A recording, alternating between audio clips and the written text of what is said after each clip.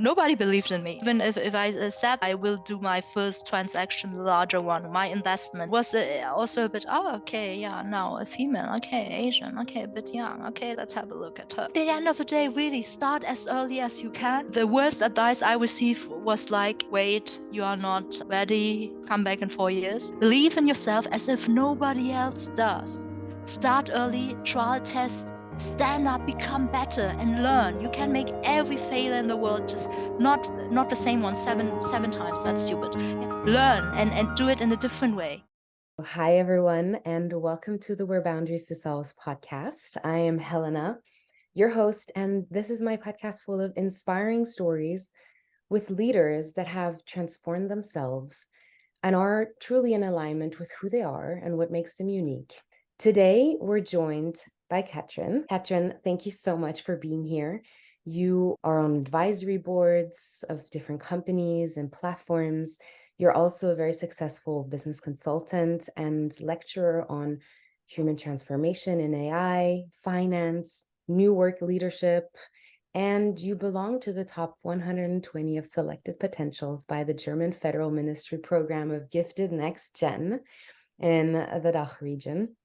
You're also a female investor. I'm very curious because I often have this conversation about success and ambition with a friend of mine. What my friend and I keep talking about, the difference between us is that he has a very clear North Star and vision for himself and where he wants to lead his career in life. And whereas for me, I feel like I'm more on this path of I try this and then it doesn't really work. I try this. And it's more of a trial and error. What feels right? What am I learning? What could I go next? And with everything that you've been working on and you've accomplished, would you say you've always had a very clear path and direction for yourself in your life? That's a great question. Yes and no. Yes, in terms of inside me, since I was a little kid, you could have asked me like, I didn't dare to say too much, but I really felt it. Like for me, it was a path very clear from the sense, and to believe in yourself, to believe in Mm, something bigger, and to dare to dream big. For me, this were not any fancy words what I heard like many years later, like when I became adult, but I sensed it as a kid. Yeah, mm-hmm. I didn't talk too much because you're not taken seriously anyway at that Mm, age and so on. And if you come with too much, it's like, okay, who are you? What are you talking about? Like, really? So I kept a lot for myself, but I sense it. It's really hard to put in words. But those who share it with me, especially great entrepreneurs, visionaries, they might know what I mean. Yeah. So this I honestly felt as a kid, very young age. On the other hand, no, mm. in terms of there was no super planned, straightforward path with no barriers, with no curvy lines, with no stops and interruptions. And it was not perfect. This is something I'd like to point out, especially uh, for other male and female, younger ones, diverse ones who might be listening, watching now. This is not perfect at all. So it is a constant fight, running, trial, error, becoming better, stand up and go. Yeah, really go and let's do business, especially focus on business, what you plan to do, where you are fighting, and all these uh, pushbacks and how you handle it. That's so interesting that you said you had this fundamental belief in yourself, but also there was this juxtaposition with you can't fully express yourself, right? It was this, is that something that you had to learn that you constantly are still learning to navigate within yourself? And I'm asking this because I fundamentally believe that a huge part of my life is to understand how to manage change better. And I feel like I have this a low self-confidence within, but a very hungry personality that wants to go out and experience the world. And so I'm constantly managing and trying to balance these two sides within myself, and it creates a lot of tension within myself. Did you have a similar type of tension where you knew you had this driving force that you believed in yourself and you wanted to go out there, but then at the same time this other part of yourself that's like, no, don't, play small, play, don't speak your mind. What I have to say is not important. Like, how did you manage those two different things within yourself? Super interesting, Helena. Yeah, I had indeed, totally. I can resonate with that. I like to be very easy in easy images. And while listening to you, immediately pops up the image of the fish in a box or the fish in the aquarium. And it will never put a fish in a box. It will never outgrow that box, that room, that territory. Never.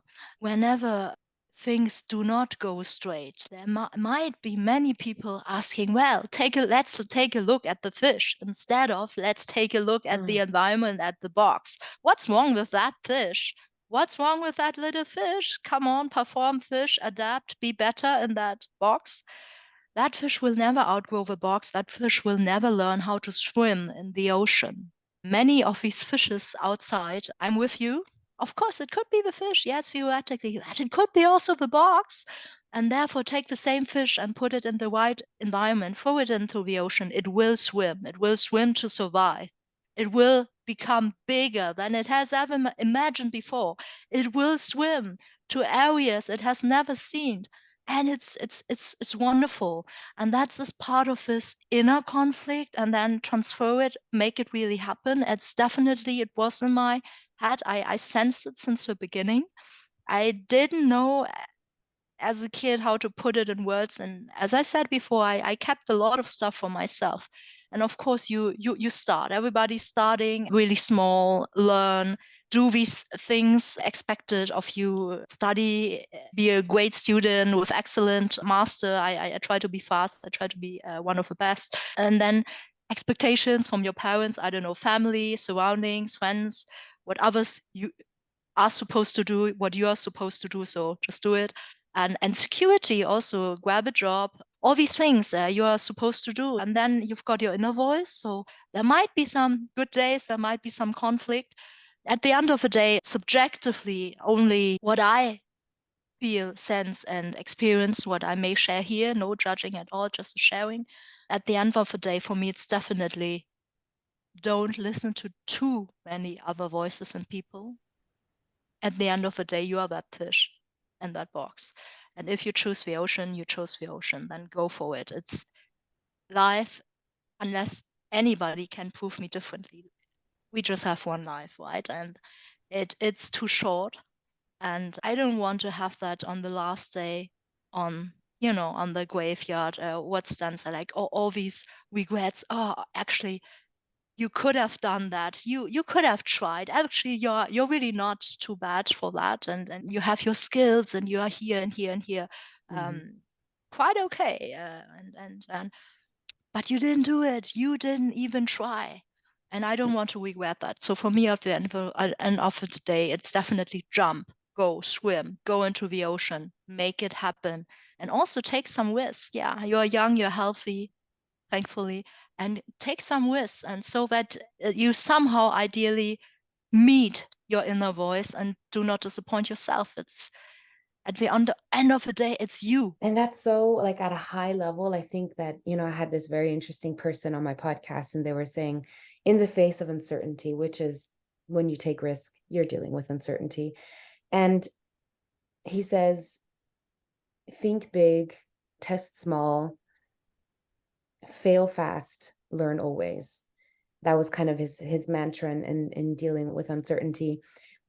But at the end of the day, that inner voice can have you so convinced and keep you so limited in your box, whether that you don't even recognize that there is an ocean out there, that you don't even recognize for yourself that you have what it takes, or you could develop what it takes to swim in that ocean. It's funny because I was on the phone with my friend when I first moved to LA, and LA was never on my radar, and it kind of landed in my lap. And so there's that component of trusting that whatever's meant for you will come to you. But also, I was talking to her and I was thinking, there's no way I could have envisioned myself being here. How do you allow yourself to think big and find these areas that you can go into? By the constant challenges, and especially barriers, pushback challenges, it Mm. somehow, whenever somebody tried to stop me in my secure box at the beginning, it's hard to say, but I somehow, the sensing, the belief, and the power, it got bigger. I thought like, okay, when I was small, I didn't want to catch too much attention, and I was really adapting a lot, and also not speaking out loudly for a lot of terms. For example, even if I had a good idea, and it was proven later on it was indeed a good idea, I didn't spoke out. Yeah, and somebody else said it in the meeting, and so on and so on. Whenever I had these challenges and barrier, um, that like, is this everything? That's it? That's it? Mm. This is where you can see yourself in the next 30, 50, 60 years, whatever. We are still young. One day we will be allowed to go in pension, like officially, according to the legal Mhm. system here. That's not it. That's no. I don't see myself there. Like, but I have never resonated with a 9 to 5 job only. So I wanted to go for more out of massive intrinsic value out of Mm. myself. So I feel all this energy and totally motivated. So I asked myself, okay, just go one step after the other. The challenges really motivated me. They didn't stop me. They totally Mm. motivated me to get Mm. one step ahead. And then it took me years to find my voice. Then when I found it, I dared to speak up. And I suddenly, I also find myself like in terms of feeling really better and better, closing the gap, the inner gap, and it's strengthening me definitely. And then I thought like, okay, I am due to optics, due to different things. If you get early in management, higher responsible positions, and you are the youngest one anyway, you are the female, the only one. Yeah, can be only one. Why it can be only one female? Yeah, another matter, another strange matter. But looking at the statistics, you are definitely minority. And looking Asian, long time when I was in puberty in the kids' years, I really wanted to be blonde, tall, blonde, blue eyes, and catch no bad attention and no discussion, and not be different than others. You know, blend in. Hey, come on, let's simply blend in and be as normal as possible. And also with that, that was definitely my total inner transformation. And I thought, like, gosh, you're catching attention anyway. So speak out, be loud, and use that positive attention, that specialty, the uniqueness, not as being, not as feel like, okay, that's weird. This is not normal enough. This is too much. Just try to blend in. No, be exceptional. Be yourself. I'm getting emotional right now because that has been exactly my journey. I grew up in an American Swiss household, and then we moved to France, and so I had to learn French. And I constantly, I mean, I'm white and fit in terms of when you see someone. So that wasn't necessarily something that I experienced or can speak to. But what I felt is the minute I opened my mouth, I was different. So I was different in how I did things, or how I needed to learn languages all over again when we went to France. And then when we came back to Switzerland, France was not so much of a problem. They were way more open-minded and appreciated the fact that I was American, and that was something that was cool, American and Swiss. But in Switzerland, oh my God, the backlash that I got for speaking 3 different languages, for doing things differently, and just for standing out. And so I would play small, small, small, small to blend in as much as possible. And out of like a strategy of like, okay, don't attack me. There's nothing, you can't see anything that makes me different from you. So please don't attack me.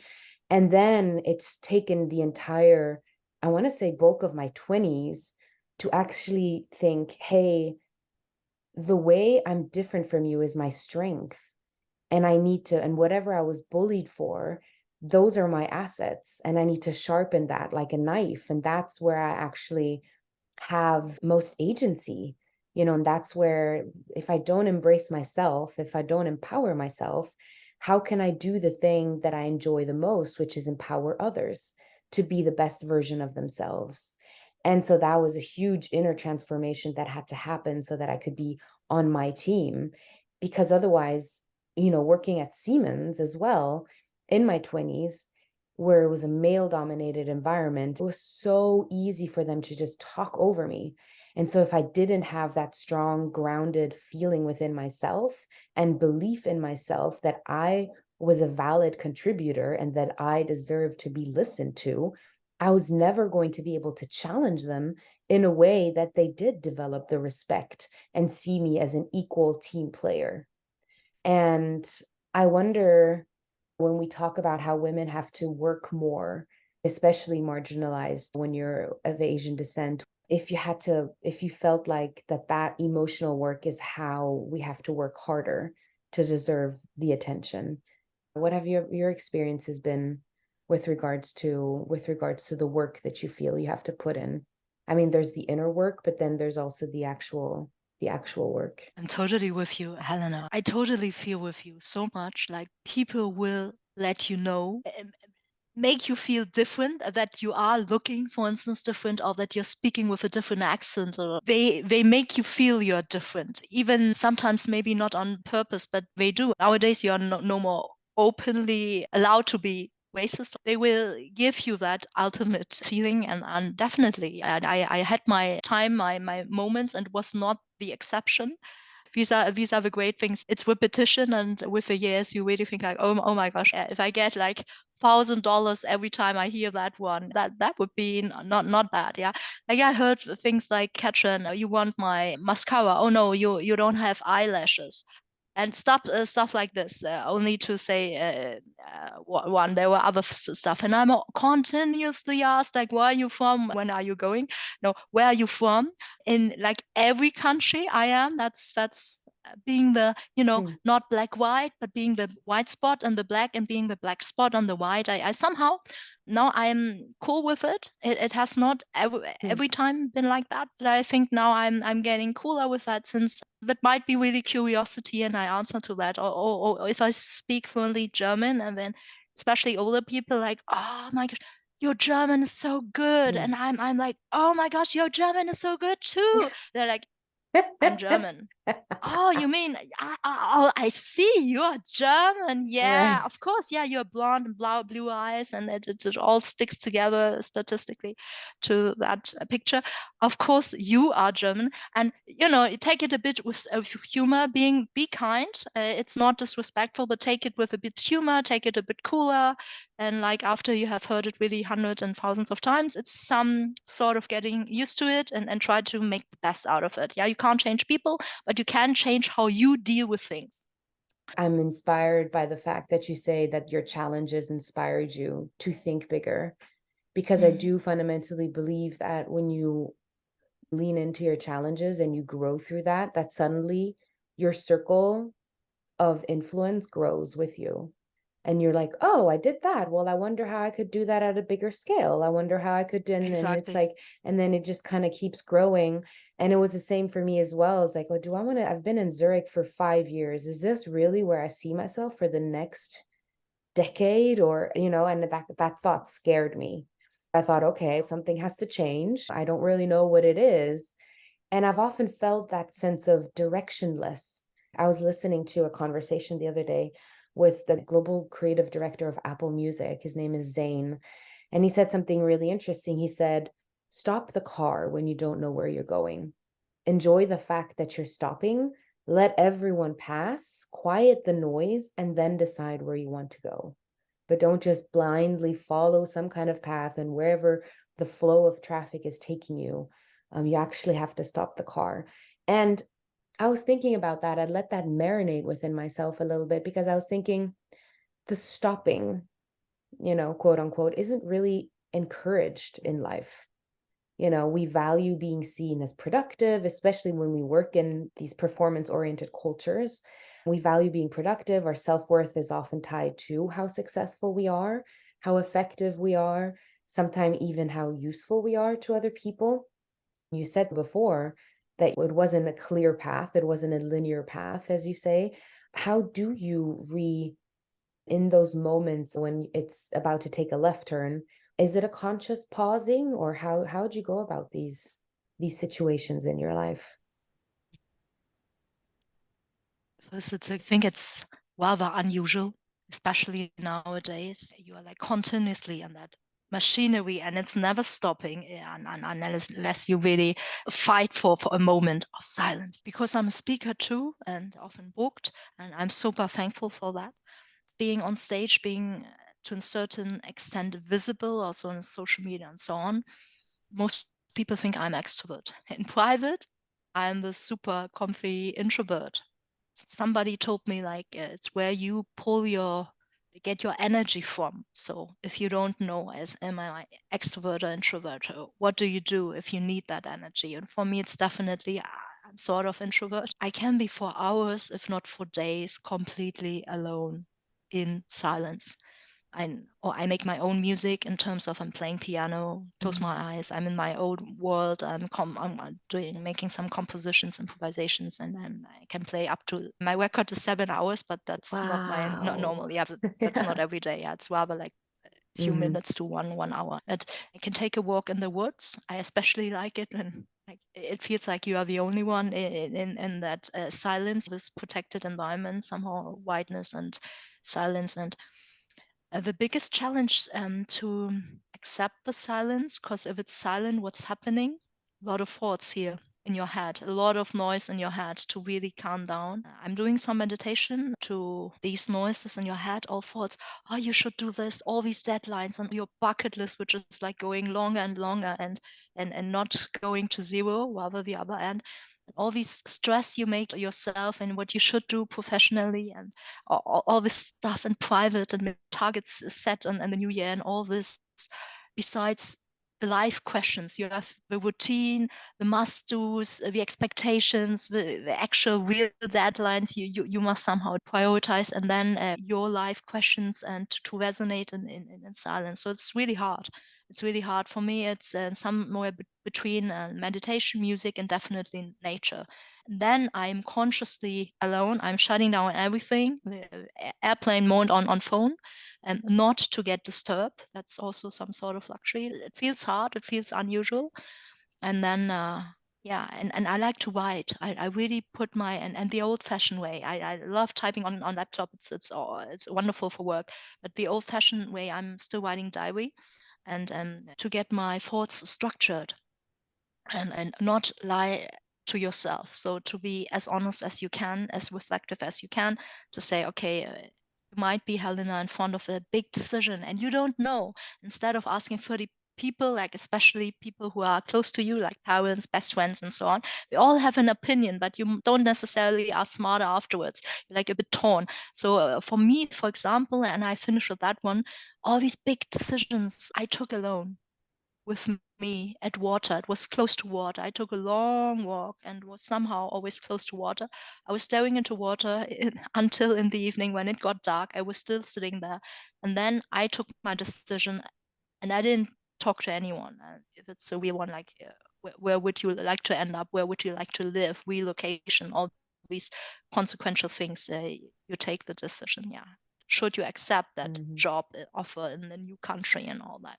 Hmm. With all the consequences. Yeah, definitely hard stop, but worth it. At least try it for once for all these people uh, who have not done it yet. You might be surprised what comes out. Better you do it and without being forced. So out of a positive, not out of a negative, but you do it out of your free will. That's better for that stop. I would agree. And that takes a lot of courage, I feel, to be able to sit with yourself, because sometimes that feels uncomfortable. I feel like a lot of people aren't very comfortable being by themselves and alone with their thoughts, and then being okay and accepting whatever comes up and being able to go with that and then make a decision that isn't, as you said, everyone has an opinion, and to form an opinion of yourself based on what arises within yourself, I feel is one of the most courageous things that we can do as human beings. Yes, absolutely, Hanela.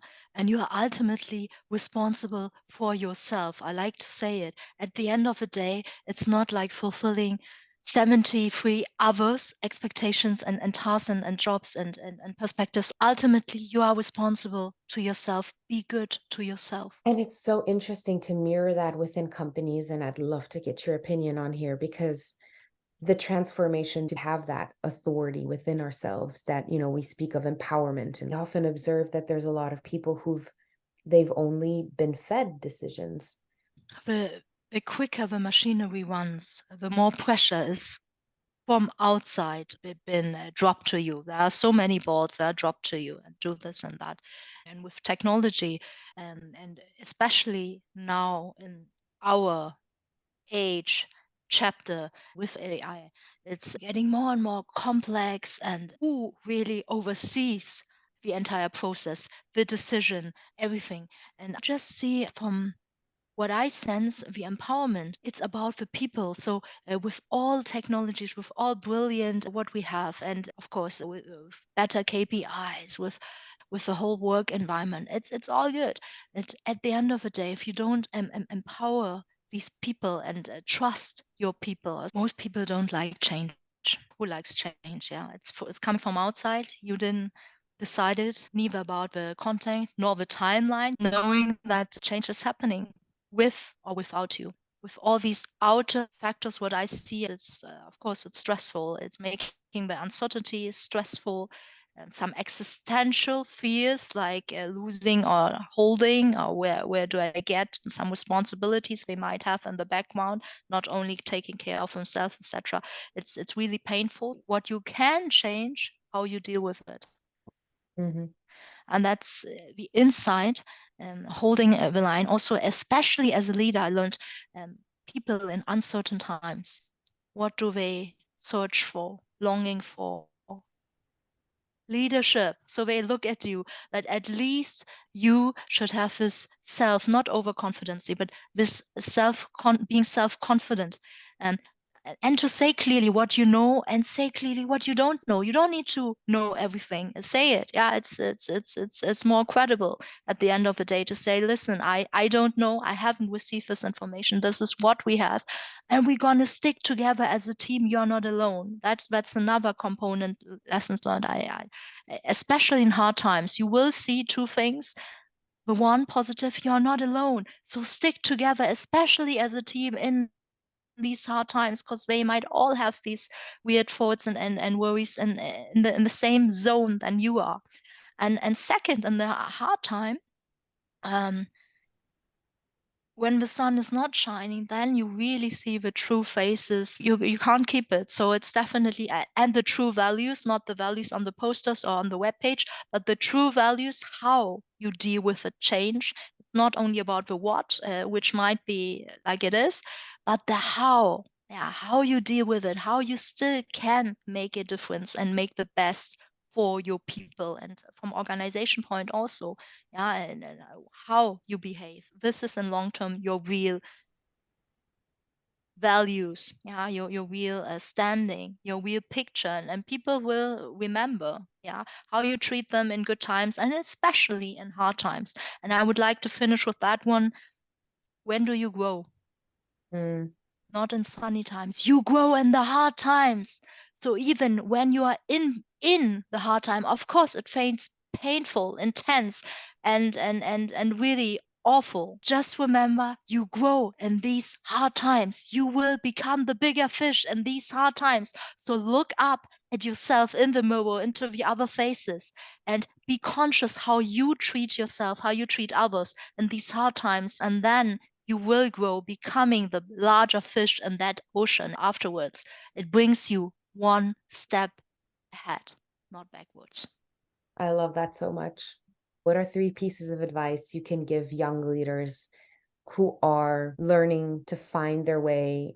Believe in yourself as if nobody else does. When I started, again, totally subjectively, what I'm openly sharing with you, like I had nobody believed in me. Like even if I said this, that I will do my first transaction, larger one, my investment, the first really higher responsible. It was also a bit, oh, okay, yeah, now a female, okay, Asian, okay, a bit young, okay, let's have a look at her. And at the end of the day, really start as early as you can. Start as early as you can. That's for me. I started super early and thought the worst advice I received was like, wait, you are not ready. Wait, come back in 4 years. Yeah, that was a nice one to come back in 4 years. It's not about quantity, it's about quality. Believe in yourself as if nobody else does. Start early, trial test, stand up, become better, and learn. You can make every failure in the world, just not the same one seven times. That's stupid. Yeah, learn and do it in a different way. Yeah, get it. And last but not least, my third one is these are not the oldest, most established, biggest ones which will survive naturally. That might be the small ones, the new ones, the adaptive one, the innovative one, those rethinking, redoing, trying. Not blend in, be yourself, be exceptional. You might be one of these fishes really making the change in the big ocean. Go for it. I love that. Thank you so much. This has been very insightful and very personal, and I appreciate you sharing with so much authenticity. It's very, very inspiring. Thank you, Helena.